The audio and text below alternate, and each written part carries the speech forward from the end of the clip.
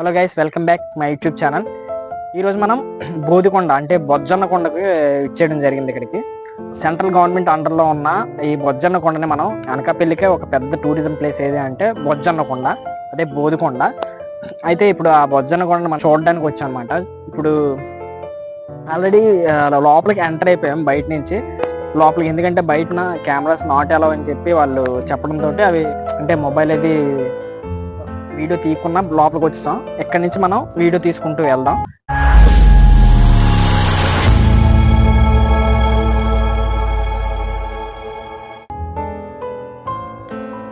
మనకి ఇక్కడ కనిపిస్తుంది కదా, ఇదే బొజ్జన్న కొండకు మెయిన్ ఆర్చ్. ఇది శంకర్ గ్రామంలో ఉండడం జరిగింది. ఈ ప్లేస్ అనేది అనకాపల్లి నుండి సబ్బవరం వెళ్ళే రూట్కి ఎడమ భాగంలో ఉండడం జరిగింది. శంకరం అనే గ్రామంలో ఉండడం జరిగింది. అక్కడ కనిపిస్తున్న ఆ కొండే బొజ్జన్న కొండ. యాక్చువల్గా దాన్ని మనం అయితే బౌద్ధ కొండ అని పిలవాలి, ఎందుకంటే అక్కడ ఎక్కువ శాతం బౌద్ధ విగ్రహాలు, బౌద్ధ స్తూపాలు ఉండడం వల్ల దాన్ని బౌద్ధ కొండ అంటారు. కాలక్రమేణా బౌద్ధ కొండని బొజ్జన్న కొండగా పిలవడం స్టార్ట్ చేశారు. అదే పేరు ఈ కొండకి పెట్టడం కూడా జరిగింది అని కొంతమంది వ్యక్తులు చెప్తున్నారనమాట. ప్రెజెంట్ అయితే మేము లోపలికి వచ్చేసిన తర్వాత ఇది మనకు వెనకాతలు కనిపిస్తుంది కదా, అది బోదికొండ. దానికి పక్కనే ఆపోజిట్లోని లింగాల కొండ కూడా ఉంటుంది. మొత్తం రెండు మనం దగ్గర నుండి చూసుకుందాం వీడియో ద్వారా. ప్రెజెంట్ ఆల్రెడీ మనం దీని ముందు వీడియోలో నేను పెట్టాను కదా, దీని చింతామణి గణపతి టెంపుల్, అది దర్శనం చేసుకుని ఇక్కడ రావడం జరిగింది. ఒకే రోజున ఈ టూర్లో వీడియో తీయడం జరుగుతుంది.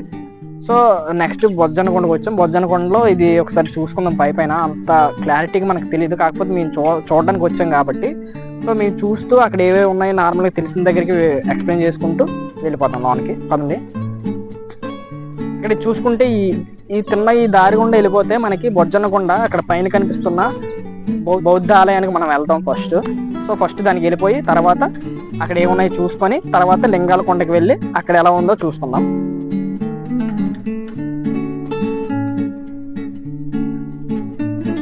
చుట్టూ పచ్చదనంతో ఉంది మొత్తం. చూసుకుంటే వాతావరణం అంతా చాలా చల్లగా ఉంది. ఇది యాక్చువల్గా వర్షాకాలం అనమాట. సో ఎప్పటికప్పుడు ఎండ కాస్తుంది, లేదంటే కొద్దిగా చినుకులు పడుతున్నాయి, ఎప్పటికప్పుడు ఏమో వస్తుంది, అలా ఉంది.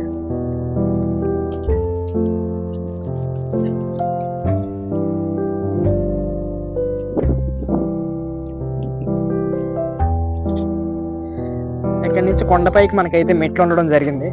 సో ఈ మెట్లు ఎక్కుకుంటూ ఆ పైకి వెళ్ళిపోదాం. పైనుంచి మిగతా వీడియో క్యాప్చర్ చేద్దాం.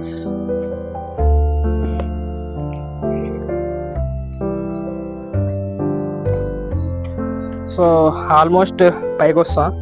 అంత ఎత్తేమీ లేదు, పర్లేదు. ఇక్కడ మనకి లెఫ్ట్ సైడ్ రైట్ సైడ్ రెండు దారులు ఉన్నాయి.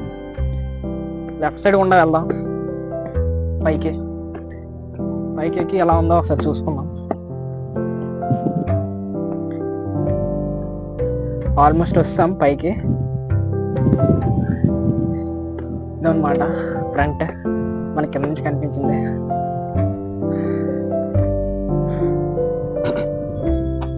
ఒకసారి పైనుంచి చూసుకుంటే కిందకి చాలా బాగుంది వ్యూ అనేది. పెద్ద పార్క్ లా ఉంది కూర్చోడానికి పచ్చగా.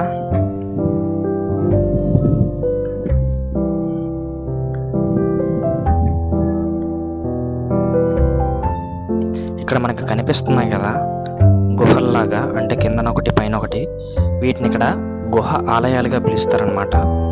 ఎందుకంటే ఇక్కడ బౌద్ధుని విగ్రహం అంటే బుద్ధుడి విగ్రహం చుట్టుపక్కల చెక్కారు, చూసారా? అంటే టెంపుల్లో మనం విగ్రహాలు చెక్కినట్టు చెక్కి లోపల ఒకసారి చూసుకుందాం ఎలా ఉందో. మనకైతే రెండు ఉండడం జరిగింది గృహ ఆలయాలు.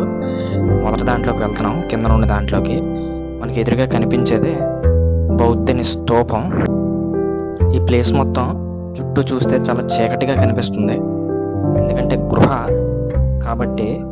లోపల ఒక పెద్ద కొండని స్వరంగంలో తవ్వి ఇక్కడ టెంపుల్ ఎలా అయితే కడతామో ఆ విధంగా స్తంభాలు అక్కడ మధ్యలో ఆ స్తూపం చెక్కి ఉంచారనమాట. ఆల్రెడీ స్తూపానికే, బౌద్ధుని స్తూపానికే వీళ్ళు పూజలు కూడా చేసినట్టుగా ఉన్నారు. ఈ లోపల ఇంకేం లేదు. ఈ స్తంభాలు చూస్తే తెచ్చినవి కావు, ఇవి ఇక్కడికిక్కడే చెక్కి కొండని స్తంభాల కింద నిలిచారు. చూస్తున్నారు కదా ఘాట్లు అవిని. ఇంతకు మించి లోపల ఏం లేదు.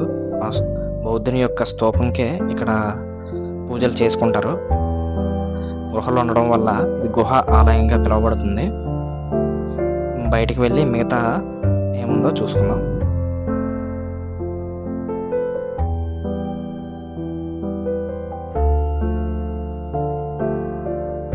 గాలి వెలుతురు ఈ గుహ లోపలికి వెళ్ళటానికి ఒక చిన్న కిటికీ ఫెసిలిటీ కూడా ఇక్కడ ఉంది. అంతేకాకుండా బయట బౌద్ధ భిక్షులు ధ్యానముద్రతో ధ్యానం చేసుకోవడానికి ఒక చిన్న ప్లేస్. ఇక్కడ మనం కింద గుహ మాత్రమే చూసాం, పైన ఇంకొక గుహ ఉంది. అక్కడ కూడా ఏముందనేది చూసుకుందాం. పైకి వెళ్ళి మెట్లు గుండా మనం పైకి వెళ్ళే దారిలో మనకి అక్కడక్కడ స్తూపాలు కనిపిస్తున్నాయి, బౌద్ధ స్తూపాలు. కిందన కూడా ఉన్నాయి, అవి కూడా బౌద్ధ స్తూపాలే కనిపిస్తుంది కదా. బౌద్ధ స్తూపాలు ఇవన్నీ చెక్కి మొత్తం కొండను మొత్తం చెక్కేశారు ఫుల్గా. సో పైకి వెళ్ళి పైన ఎలా ఉందో చూసుకుందాం. గుహాలయం లోపల ఎలా ఉందనేది ఒకసారి. పైనుంచి చాలా బాగా కనిపిస్తుంది వ్యూ అనేది. సో పైన ఉన్న గుహ ఏ విధంగా ఉంది, లోపల ఏమేమి ఉన్నాయనేది లోపలికి వెళ్ళి చూసుకుందాం. లోపలికి అడుగు పెట్టగానే మనకి బుద్ధుని విగ్రహం కనిపిస్తుంది. దాని చుట్టూ కొన్ని విగ్రహాలు శిథిలమైపోయి కనిపిస్తున్నాయి. దాని పక్కనే బుద్ధుని విగ్రహమే కనిపిస్తుంది. దాని పక్కన కూడా ఇంకా లోపలికి వెళ్తే అక్కడ కూడా బుద్ధుని విగ్రహమే కనిపిస్తుంది. ఇవి కేవలం ఈ పై గుహలో బుద్ధుని విగ్రహాలు అయితే ఎక్కువగా ఉన్నాయి. కింద నుండి గుహలో బౌద్ధ స్తూపాలు ఉండడం జరిగింది. ఇవి మనకు గుహ ఆలయాల్లో కనిపించేవన్నమాట. ఇంకా కొండపైకి అయితే దారి ఉంది, అక్కడ పైన స్తూపాలు ఎక్కువ ఉంటాయి. దానికైతే ఈ విధంగా వెళ్ళాలి. ఇక్కడ కనిపిస్తున్నాయి కదా మెట్లు, మనకంతా అయిపోయాం. కానీ ఈ మెట్లు గుండా పైకి వెళ్తే బౌద్ధ స్తూపాన్ని దర్శనం చేసుకోవచ్చు మనం. వాళ్ళు చాలా చెక్కు ఉంచినట్టు ఉన్నారు పైన.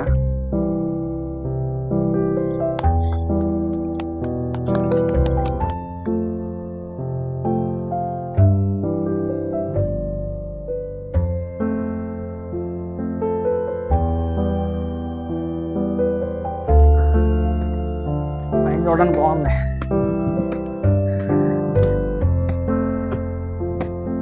మొత్తనే బాబా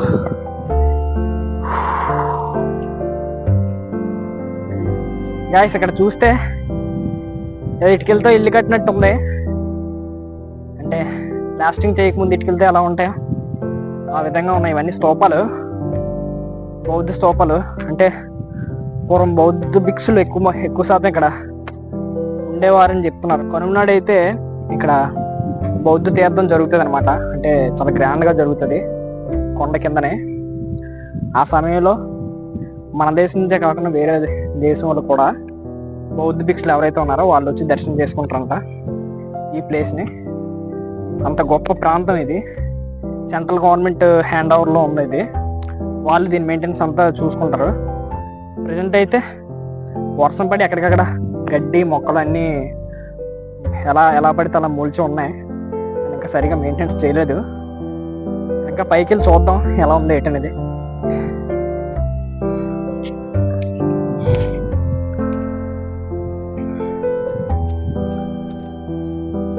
ఈ పైకి కొండ పైకి వెళ్దాం. కొండ అంటే అదే ఇటుకలు పైన ఒకసారి చూస్తే దీని పైకి వెళ్దాం. పైకి వెళ్ళి పైన చూస్తే వ్యూ అనేది చాలా బాగా కనిపిస్తుంది. చూద్దాం ఎలా ఉందనేది. ఇదేంటనేది కూడా పైకి వెళ్ళి చూద్దాం.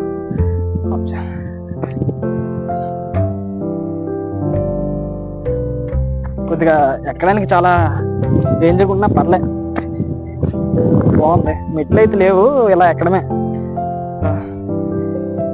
సో కింద నుంచి అయితే మనకి పైకి వచ్చేసాం అనమాట. పైన మనం చూపించాం కదా, ఎత్తైన కొండ చివరికి వస్తాం ఎత్తైన ప్రదేశానికి.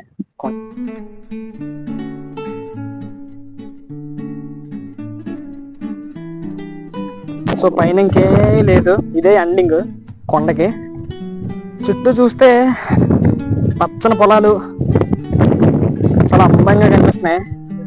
ఇప్పుడిప్పుడే ఇంకా వరి నాట్లు వేసినట్టున్నారు. ఆ చుట్టుపక్కల పెద్ద పెద్ద కొండలు ఉన్నాయి.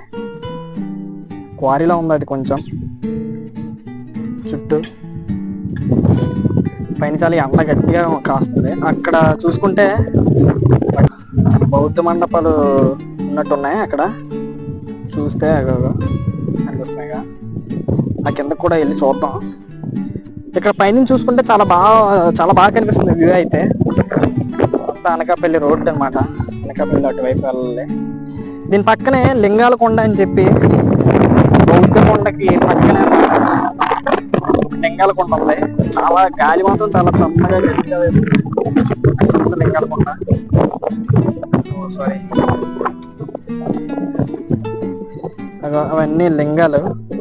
సరి క్లారిటీ కనిపించట్లేదు. సో అక్కడ కూడా మనం వెళ్ళి అక్కడ ఎలా ఉందనేది చూద్దాం. ఇక్కడైతే ప్రెజెంట్ ఇదే. కింద చూసుకుంటే స్తూపాలు, అంటే బౌద్ధ స్తూపాలు అన్నమాట ఇవన్నీ. ఈ బౌద్ధ స్తూపాలు ఎక్కువ శాతం ఈ కొండపైన కనిపిస్తున్నాయి. ఏదైనా పెద్ద రాయి కనిపించిందంటే అప్పట్లో బౌద్ధ స్తూపం కింద చెక్కేసినట్టున్నారు. ఇంకేం లేదు ఇక్కడ. ఇంకా దిగేద్దాం. ఈ కిందకి దిగి అటువైపు ఏముందనేది చూసుకుందాం. మనం ఇప్పుడు పైన ఎక్కాం కదా, దాని కిందనే మనకి ఇక్కడ బౌద్ధ శిబిరంలా ఉందన్నమాట. ఇక్కడ దాని పక్కనే కనిపిస్తున్న ప్లేస్లో బౌద్ధ భిక్షులు ధ్యానం చేసుకోవడానికి కనిపిస్తుంది కదా, ఒక్కొక్కరుగా. అంటే ఇక్కడొకరు అలా చాలాని ప్లేస్లు మొత్తం ఇవన్నీ వాళ్ళకి సంబంధించినవే. అంతా ఒక పెద్ద కొండను చెక్కేసి వాళ్ళకి కావాల్సిన రీతిలో ఇటుకలను పెట్టి పేర్చి వాళ్ళు ధ్యానం చేసుకోవడానికి, వాళ్ళ బౌద్ధ మతాన్ని అభివృద్ధి చేసుకోవడానికి వీళ్ళు ఇక్కడ ఇలా కట్టుకున్నారు. అంటే ప్రతి ఒక్క మనిషికి, అంటే బౌద్ధ భిక్షులు చాలామంది ఉండేవారు అప్పట్లో. ఇప్పుడైతే రేరు. ఇక్కడ కనిపిస్తుంది కదా బౌద్ధ స్తూపం. ఏదైనా ఒక పెద్ద శిల ఏమైనా కనిపించిందంటే దాన్ని బౌద్ధ స్తూపం కింద చెక్కి దాని ఆకృతిని మార్చడం. ఈ కొండ అంతా సేమ్ అంతే. ఈ ఇటుకలు చూస్తే చాలా పెద్దవి. చూడండి ఇటుక సైజు. ఇక్కడి నుంచి నా చేయి దగ్గర నుంచి ఇలా ఇదంతా ఒక ఇటుక. చాలా పెద్దది ఇటుక అనేది. మనమైతే మామూలుగా ఇల్లు కట్టుకునేవి చిన్న చిన్న ఇటుకలు చూసారా. ఇటుకలు చాలా పెద్దవి అప్పట్లో, చాలా స్ట్రాంగ్గా కూడా ఉంటాయి. ఇటుక చూసారు కదా ఎంత పెద్దది ఉందో. ఇది దాని సైజు, వెడల్పు, పొడవు కూడా. అటువంటి ఇటుకలతో వాళ్ళకి కావాల్సిన రీతిలో ఏర్పాటు చేసుకొని వారు ధ్యానం చేసుకునేవారు. ఈ చోట పీస్ఫుల్గా ఉంది ప్లేస్ అయితే. అంతా సేమ్ కంటిన్యూ అవుతుంది. బౌద్ధ భిక్షులు చాలా మంది ఉంటారు కదా, వాళ్ళందరికీ సరిపడా. ఇక్కడైతే మ్యాక్సిమం ఇంక జనాలు లేని దగ్గర పాము పొరలు కనిపిస్తున్నాయి ఎక్కడికక్కడ. ఇది పాము పొర, ఇంకో పాము పొరలు. జాగ్రత్తగా ఉండాలి, కర్రలు పట్టుకొని రావాలి ఎవరైనా వస్తే. ఒకవేళ వీక్షించడానికి వస్తే వర్షాకాలం ఆ టైంలో చుట్టుపక్కల పచ్చని చెట్లు పొదలు ఉన్నాయి కాబట్టి చాలా జాగ్రత్తగా రావాలి, చాలా జాగ్రత్తగా వెళ్ళాలి. అంతా సేమ్, మొత్తం అంతా ఒకేలా ఉంది. సో ఇక్కడతో ఈ వీడియో ఆపుతున్నాను. కొంచెం ముందుకు వెళ్ళాక మిగతా వీడియో తీస్తాను. చివరి వరకు సేమ్ అన్నమాట ఈ కొండ చుట్టూ. సో ఇప్పుడు మనం ఎక్కి దిగాం కదా, దానికి ఆపోజిట్లో ఉన్నది ఇది. దీన్ని కూడా ఒకసారి ఎక్కి చూద్దాం ఎలా ఉందనేది పైన.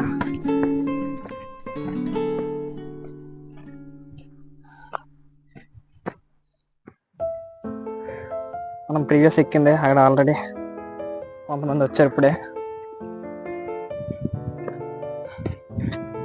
ఇటుకలతో కట్టి ఈ ఒక మండపాల్లో ఉన్నాయన్నమాట. వీటికి అర్థం మనకు తెలీదు. ఆల్రెడీ చిన్న శిథిలావస్థకు పోయాయి, కొన్ని పగిలిపోయాయి, అక్కడ పాడైపోయాయి. మెయింటెనెన్స్ ఉంటుంది కానీ వర్షం ఎక్కువ పడి నానిపోయి వీళ్ళు మళ్ళీ రీకన్స్ట్రక్షన్ చేస్తే కానీ అవి బాగుండవు. కొండ చుట్టూ అలాగే ఉంది. కొండ చుట్టూ ధ్యానం చేసుకోవడానికి వాళ్ళు ఏర్పాటు చేసుకున్నారు. కొండ చుట్టూ ఇటుకలతో కట్టి. ఇంకా కిందకి వెళ్ళిపోదాం. కిందకి వెళ్ళిపోయి మొత్తం ఇక్కడ ఇంకేం లేవు.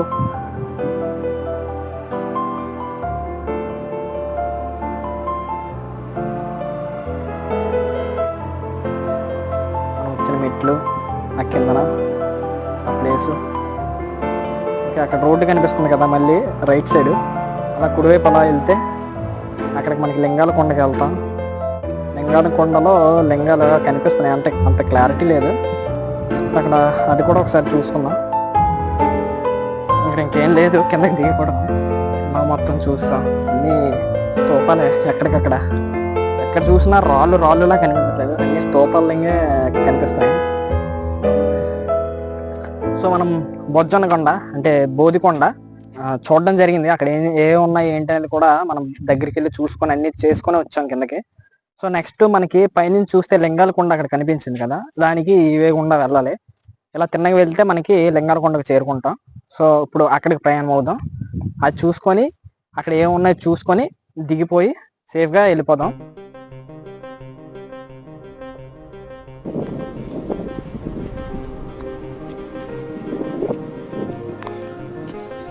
ఇక్కడ కనిపిస్తున్నాయి కదా మెట్లు, ఈ మెట్లు గుండా పైకి వెళ్ళాలి. పైకి వెళ్తే మనకి లింగాల కొండ అయితే రావడం జరుగుతుంది. సో స్ట్రైట్గా ఉన్నాయి మెట్లు అయితే, ఎక్కేద్దాం స్పీడ్గా. ఇంకా స్పీడ్గా ఎక్కితే ఆయాస పడిపోతున్నాం, పైకి వెళ్ళాక ఏం మాట్లాడలేకపోతున్నాను కాబట్టి మెల్లగా ఎక్కుతాను. ఈ వీడియో అయితే పైకి వెళ్ళాక మళ్ళీ తీయడం జరుగుతుంది. మనకి మెట్లు ల్యాండింగ్ అయ్యాయి, మెట్లు ల్యాండింగ్ అయ్యాయి.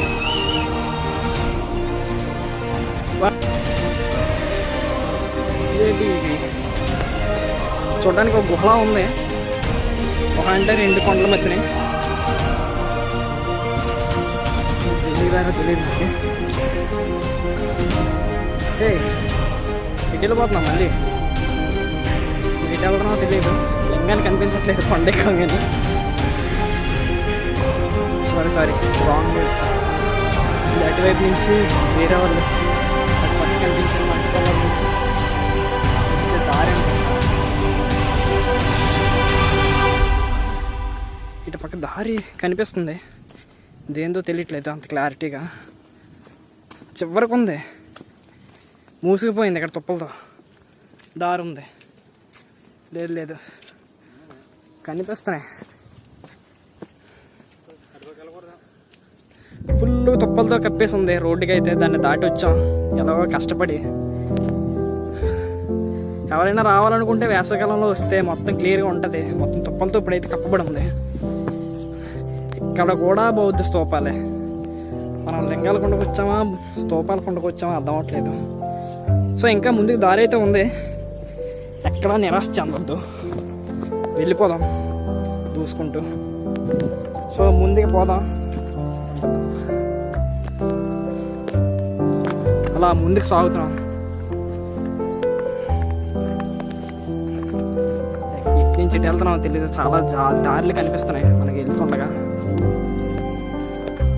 డిఫరెంట్ ప్లేస్, ముళ్ళు తుప్పలు, పాములు ఉండే అవకాశం ఎక్కువగా ఉంటుంది ఈ ప్లేస్లో. మ్యాక్సిమం నేను ప్రిఫరెన్స్ ఏమిస్తామంటే వర్షాకాలంలో ఇటు రావద్దు, లింగాల కొండకి రావద్దు, పాములతో కనిపించుకోవద్దు. లింగాల కొండ అన్నారు, స్తూపాల కొండలే కనిపిస్తున్నాయి మళ్ళీ. What's going on here, terrible places. ఇక్కడ లింగాలు అన్నారు, కాకపోతే ఇవి స్తూపాల్లాగే ఉన్నాయి. అంటే స్తూపాలు కూడా సేమ్ లింగాల రూపంలో ఉన్నాయి కాబట్టి లింగాల కొండ అన్నట్టున్నారు. నాకైతే అర్థం కాలేదు పూర్తిగా, ఇది లింగాల కొండ స్తూపాల కొండ. చూడండి ఇదేమాత్రం లింగం అంటే లింగాకృతిలో ఉంది. వీటినే స్తూపం అని కూడా అన్నారు ఇందాక, బౌద్ధ స్తూపాలని. ఏదైతే ఏమైంది, లింగాల కొండ కూడా చూస్తాం. అది బొజ్జనకొండ, బౌద్ధ కొండ ఇందాక మనం వెళ్ళింది.